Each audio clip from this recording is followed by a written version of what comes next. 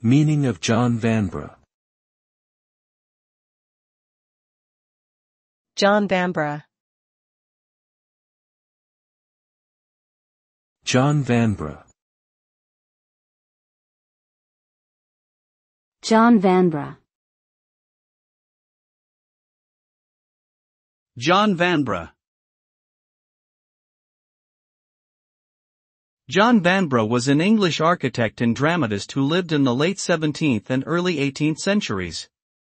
He is perhaps best known for designing and building some of England's most notable country houses, including Blenheim Palace, Castle Howard, and Seton de Laval Hall.